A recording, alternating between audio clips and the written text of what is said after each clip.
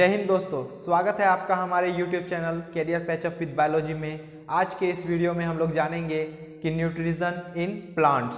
हम लोगों ने पिछले वीडियो में जाना कि न्यूट्रिशन किसको बोलेंगे और मोड्स ऑफ न्यूट्रिशन क्या क्या हैं। तो आज के इस वीडियो में हम लोग जानेंगे कि प्लांट्स में न्यूट्रिशन कहाँ कैसे यूज़ होता है। तो आइए हम लोगों के सामने कुछ इस तरह से फिगर जो दिखाई दे रहे हैं। हम लोग जानते हैं कि हमारे प्लांट्स में ग्रीन प्लांट्स में लीव्स में फोटोसिंथेसिस का प्रोसेस होता है, जिस प्रोसेस के माध्यम से हम लोग के प्लांट्स में फूड का सिंथेसाइज होता है। तो हमारे ग्रीन प्लांट्स में जो फोटोसिंथेसिस का साइट होता है, जहाँ पे हम लोग का फोटोसिंथेसिस का प्रोसेस होता है, उस साइट के बारे में हम लोग जान लें तो हमारे सामने जो डायग्राम दिखाई दे रहा है, हम लोग जानते हैं कि हमारे फोटोसिंथेसिस का प्रोसेस करवाने में मेसोफिल सेल का हाथ होता है, हम लोगों के क्लोरोप्लास्ट का रोल होता है, हम लोगों के क्लोरोफिल का रोल होता है। तो हमारा यह डायग्राम जो हमारे सामने है, हमारा यह डायग्राम गार्ड सेल के अंदर वाले स्ट्रक्चर्स के बारे में है। हम लोगों के इसके बाहर वाले स्ट्रक्चर को गार्ड सेल कहा जाता है और इसी गार्ड सेल के अंदर हम लोगों को मेसोफिल सेल नामक सेल देखने को मिलता है। Mesophyll cell. हम लोगों से अगर पूछा जाए कि in which cell does photosynthesis takes place, तो हम लोगों का आंसर होगा मेसोफिल सेल। हम लोगों का आंसर होगा मेसोफिल सेल। हम लोगों का अगला पार्ट जो कि मेसोफिल सेल के अंदर वाला पार्ट जो देखने को मिल रहा है, इस पार्ट को हम लोग बोलते हैं क्लोरोप्लास्ट। क्लोरोप्लास्ट। और इसी क्लोरोप्लास्ट को हम लोगों का फोटोसिंथेसिस का साइट कहा जाता है। अगर हम लोगों से क्वेश्चन पूछा जाए कि विच of the following is the site of photosynthesis, तो हम लोगों का आंसर होगा क्लोरोप्लास्ट। और इसी क्लोरोप्लास्ट के अंदर हम लोगों को जो यह स्पेसेस दिखाई दे रहा है, इस स्पेस को, इस रीजन को, इस एरिया को हम लोग स्ट्रोमा के नाम से जानते हैं। और इसी स्ट्रोमा में हम लोगों के सामने कुछ क्वाइन लाइक स्ट्रक्चर ग्रेन्युल्स के फॉर्मेशन में दिख रहा है। इस स्ट्रक्चर को ग्रेनम के नाम से जाना जाता है और कंबाइनिंगली हम लोग प्लूरल फॉर्म में इसे ग्रेना के नाम से जानते हैं।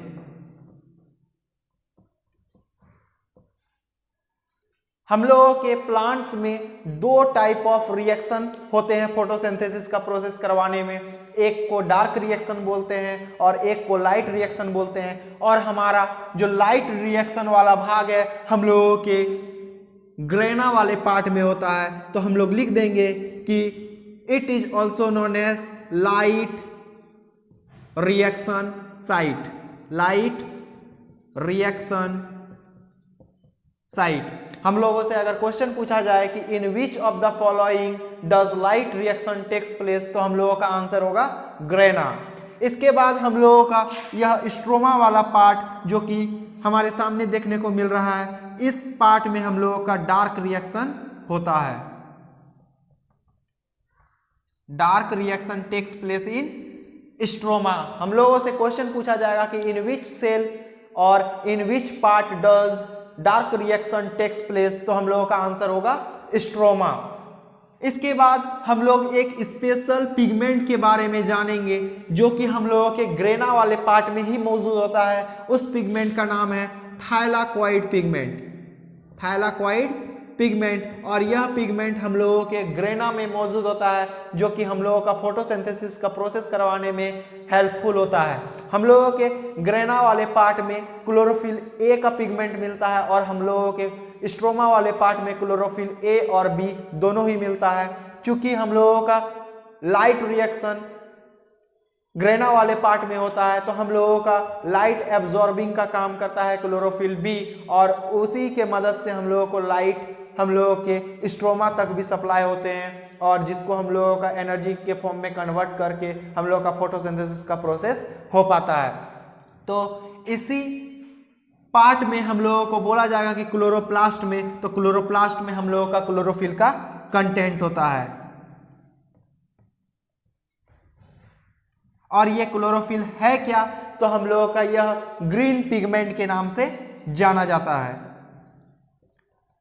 ग्रीन पिगमेंट जो कि हम लोगों के फोटोसिंथेसिस करवाने में मदद करता है। तो हम लोगों से क्वेश्चन पूछा जाएगा कि व्हाट इज फोटोसिंथेसिस, तो हम लोगों का आंसर होगा कि the process of making food by the green plants is known as photosynthesis with the help of sunlight and chlorophyll. तो आइए हम लोग लिख देते हैं कि व्हाट इज फोटोसिंथेसिस में कि the process of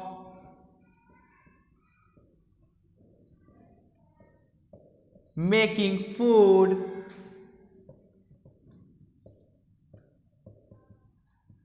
by the plants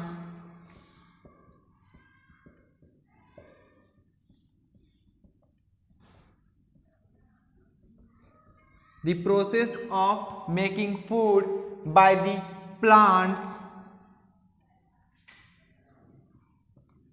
with the help of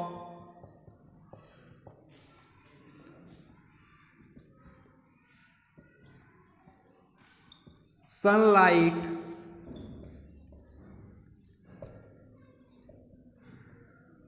and chlorophyll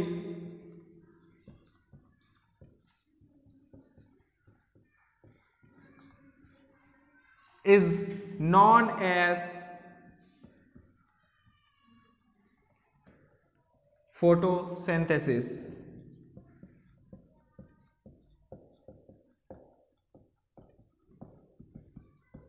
is known as photosynthesis. इसका रिएक्शन अगर हम लोग लिखें तो कुछ इस तरह से हम लोगों को देखने को मिलेगा कि इसके द्वारा कार्बन यानी कि कार्बन डाइऑक्साइड के फॉर्म में हम लोगों को यूज करता है। इसके बाद हम लोगों का वाटर का मात्रा इसमें यूज होता है और इसके साथ हम लोगों का लाइट एनर्जी का यूज होता है और क्लोरोफिल का प्रेजेंस में फोटोसिंथेसिस का प्रोसेस होने के बाद हम लोगों को ग्लूकोज के फॉर्म में कार्बोहाइड्रेट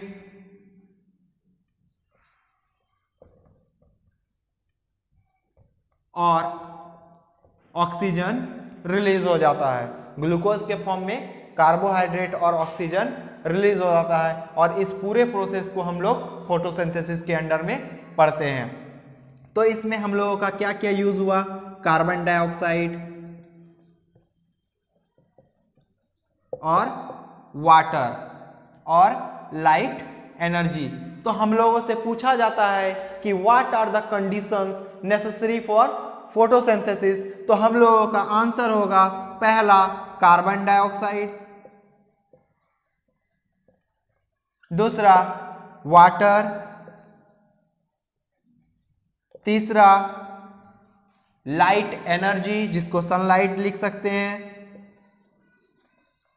और फोर्थ हम लोगों का क्लोरोफिल का प्रेजेंस होना जरूरी है।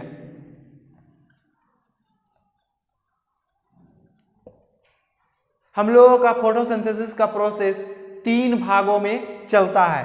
पहला प्रोसेस हम लोगों का क्या है कि लाइट एनर्जी को क्लोरोफिल के द्वारा एब्जॉर्ब करना। उसके बाद दूसरा प्रोसेस हम लोग का उस लाइट एनर्जी को केमिकल एनर्जी यानी कि सनलाइट एनर्जी को हम लोग का केमिकल एनर्जी में कन्वर्ट करना। उसी प्रोसेस में हम लोगों का splitting of water into hydrogen और कार्बन हो जाएगा। उसके बाद हम लोग का थर्ड प्रोसेस में हम लोगों का आएगा उस सनलाइट को यूटिलाइज करना और ग्लूकोज के फॉर्म में हम लोगों का स्टार्च यानी कि हम लोगों के कार्बोहाइड्रेट का बनना। तो हम लोग लिख देंगे पहला point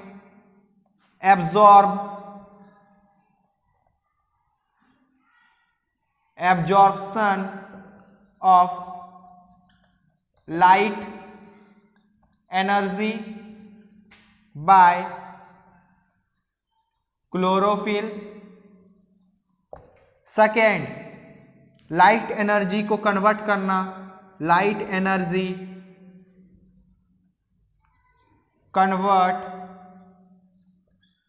into chemical energy.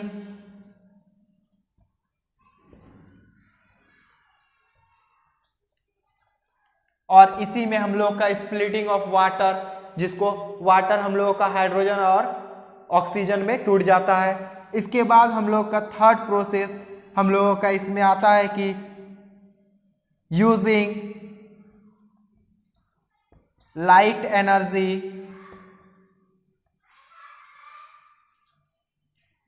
For utilizing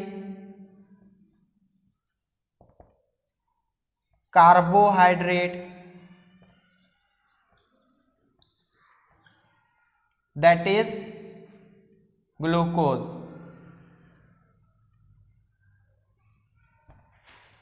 carbohydrate का बनना लाइट एनर्जी को यूज करके इस प्रोसेस, ये तीनों पॉइंट हम लोगों का फोटोसिंथेसिस के प्रोसेस को होने में होगा।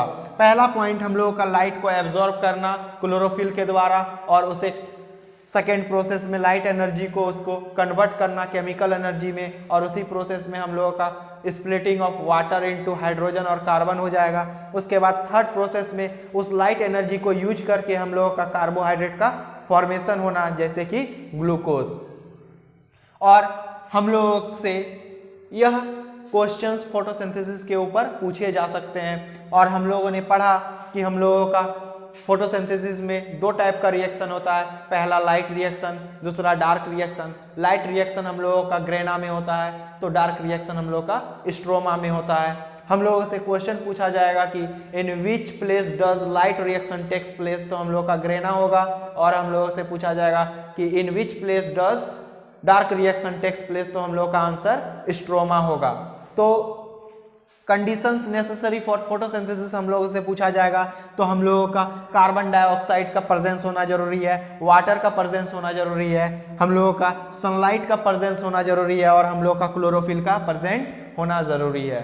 इसी प्रोसेस के दौरान हम लोगों का opening and closing of stomata भी होता है। तो हम लोगों का opening and closing of stomata कैसे होता है, तो हम लोगों का प्लांट्स में ट्रांसपिरेशन का प्रोसेस होता है, जिसके मदद से ट्रांसपिरेशनल पुल के मदद से हम लोगों का वाटर हम लोगों के लीफ के सरफेस में आ जाते हैं, और जिसके कारण से हम लोगों का गार्ड सेल फूल जाता है और खुल जाता है, और इवापोरेशन का प्रोसेस होने के कारण हम लोगों का गार्ड सेल बंद हो जाता है। तो हम लोगों से अगर पूछा जाए कि ओपनिंग ऑफ स्टोमाटा कैसे होता है, तो हम लोगों का ट्रांसपिरेशन का प्रोसेस से, जैसे ही हम लोग के प्लांट्स में लिप्स में हम लोग का सरफेस में पानी स्प्लिट होता है, वैसे ही हम लोगों का स्टोमाटा पोर क्या होता है कि खुल जाता है, गार्ड सेल हम लोगों का खुल जाता है। और इस दौरान हम लोगों का फोटोसिंथेसिस यानी गैसियस एक्सचेंज का प्रोसेस होता है। और इसके बाद हम लोग का जैसे ही सनलाइट का एनर्जी के मदद से हम लोग का जैसे ही उसके सरफेस में लाइट एनर्जी पड़ता है, वो हम लोग का इवापोरेशन का प्रोसेस होना स्टार्ट हो जाता है, और इसके कारण से हम लोग का स्टोमाटल पोर फिर से क्लोज हो जाता है। तो आज का हमारा यह टॉपिक यहीं समाप्त होता है। तो अगले वीडियो में हम लोग जानेंगे कि न्यूट्रिशन इन एनिमल्स में क्या क्या होते हैं। और जिन किसी ने हमारा चैनल सब्सक्राइब नहीं किया है, तो आप सब्सक्राइब कर लें, ताकि हमारा वीडियो जब भी यूट्यूब पे अपलोड हो सबसे पहले आप तक पहुंच पाएँ। बेल आइकन को भी दबा लें, और अपने दोस्तों के साथ भी शेयर करें, ताकि इसका लाभ वो भी उठा पाएँ। और जो लोग भी हमारे चैनल में न्यू हैं, अपने दोस्तों को ज़रूर शेयर करें, ताकि उन लोगों को इसके बारे में जानकारी मिल सके। हमारे पिछले वीडियोस जो कि YouTube पर अपलोडेड हैं, आप उन वीडियोस को भी जाकर एक बार ज़रूर देखें। हम लोगों ने male reproductive part, female reproductive part, और हम लोगों ने nucleus, parts of leaf, parts of flower के बारे में सारी जानकारियाँ ली हैं। हमारा वह टॉपिक भी कुछ ऐसे ही इंटरेस्टिंग रहा, और अगले वीडियोस में भी हम लोग कुछ ऐसे ही इंटरेस्टिंग टॉपिक्स लेकर आएंगे। तब तक के लिए गुड बाय, जय हिंद।